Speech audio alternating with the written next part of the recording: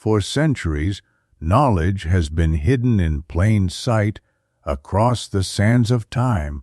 Whispers of lost civilizations, cryptic symbols, and forbidden histories have been erased or concealed. What if the truth was never lost, but hidden? Welcome to Eye of Ancient Mysteries, where the past speaks and the future listens. Sit back, open your mind, and prepare to uncover the untold secrets of our world. Let the journey begin now. The mysteries of the Great Sphinx. According to many researchers, the Egyptian Sphinx hides even more mysteries than the Great Pyramids. No one knows precisely when or for what purpose this gigantic sculpture was built. The Vanishing Sphinx. It is generally accepted that the Sphinx was erected during the construction of Khafre's pyramid, but in ancient papyri relating to the building of the Great Pyramids, it is not mentioned. Moreover, we know that the ancient Egyptians diligently recorded all expenses related to the construction of religious structures. Yet no documents concerning the Sphinx have ever been found. In the 5th century BCE, the pyramids of Giza were visited by Herodotus, who described in detail all aspects of their construction. He wrote down everything he saw and heard in Egypt, yet did not say a single word about the Sphinx. Before Herodotus, Hecataeus of Miletus had been in Egypt, and after him, Strabo. Their records are thorough, yet they too contain no mention of the Sphinx.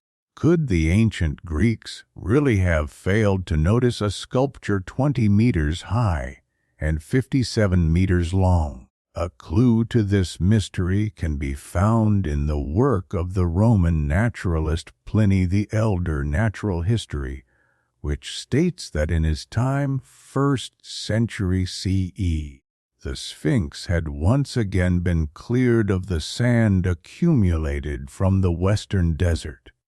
And indeed, the Sphinx has periodically been cleared of sand up until the 20th century. Older than the pyramid's restoration methods, initiated due to the Sphinx's deteriorating condition, have led scientists to consider that the Sphinx may be older than previously thought. To test this, Japanese archaeologists led by Professor Sakuji Yoshimura used ground-penetrating radar, first examining the Great Pyramid of Khufu and then the Sphinx. The conclusion was astonishing. The stones of the Sphinx are older than those of the pyramids. This refers not to the age of the rock itself, but to the time of its carving.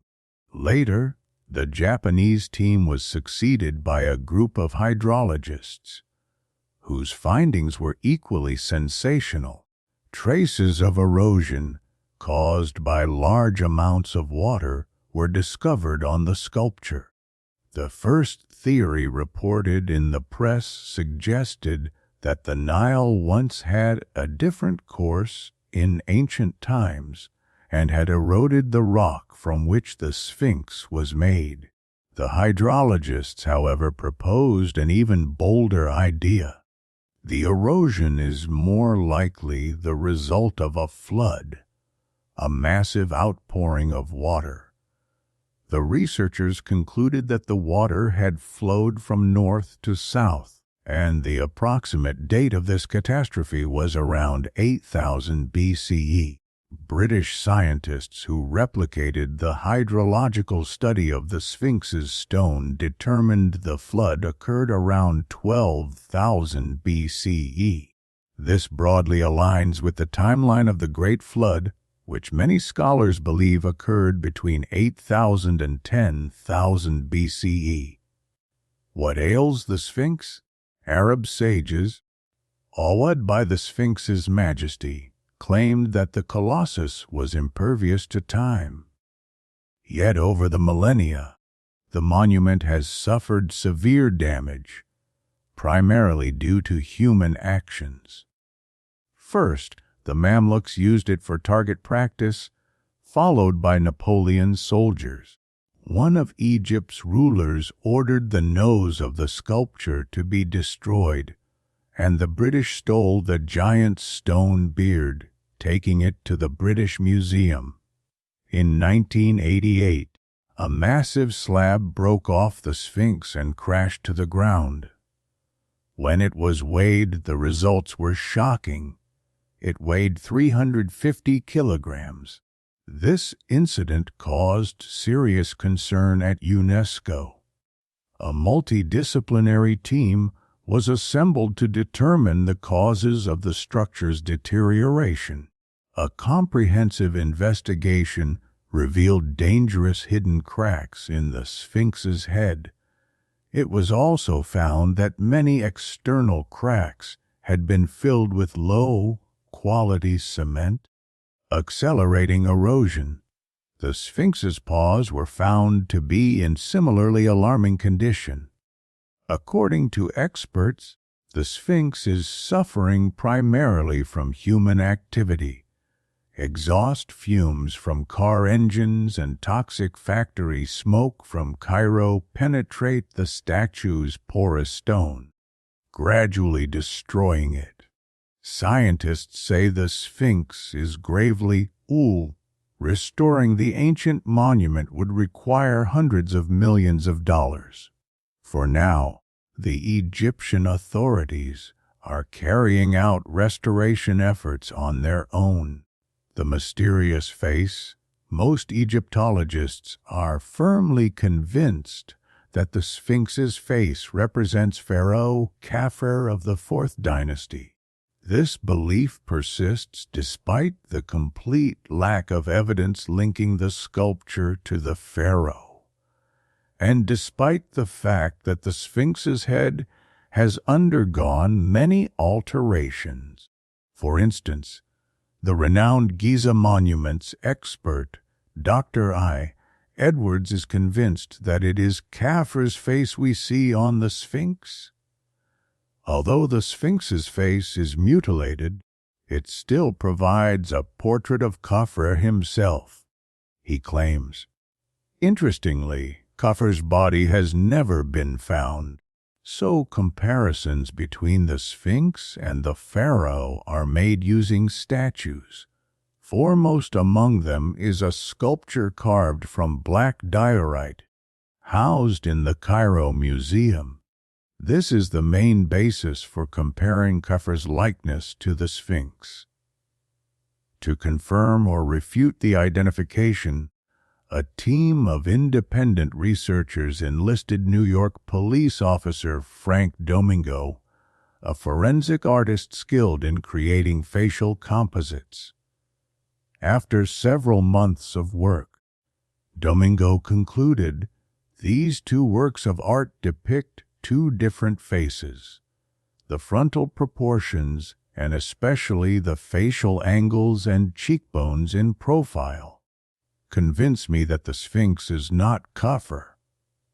The mother of fear Egyptian archaeologist Rudwan Ash Shama believes that the Sphinx has a female counterpart hidden beneath thick layers of sand. The Great Sphinx is often called the Father of Terror. According to the archaeologist, if there is a Father of Terror, there must also be a Mother of Terror. His reasoning is based on the mindset of the ancient Egyptians, who strongly adhered to principles of symmetry. To him, the solitary figure of the Sphinx appears quite odd. The surface where the second sculpture should stand is several meters higher than the Sphinx itself. It is logical to assume that the statue is simply hidden from our eyes beneath deep sand. Ash Shama insists. To support his theory, he presents several arguments. He points out that between the Sphinx's forepaws lies a granite stele depicting two statues. Additionally, a limestone tablet refers to a lightning strike that destroyed one of the statues.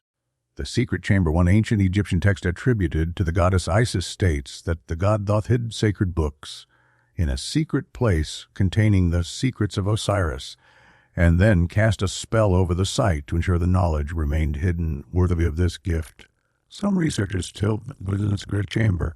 They recall how Edgar Cayce predicted that a chamber named the How Records would one day be closed. Would one day records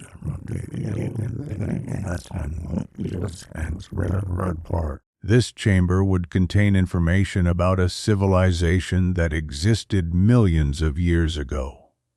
In 1989, a team of Japanese scientists using radar located a narrow tunnel beneath the Sphinx's left paw, leading toward Khafre's pyramid. They also discovered a large cavity northwest of the Queen's chamber.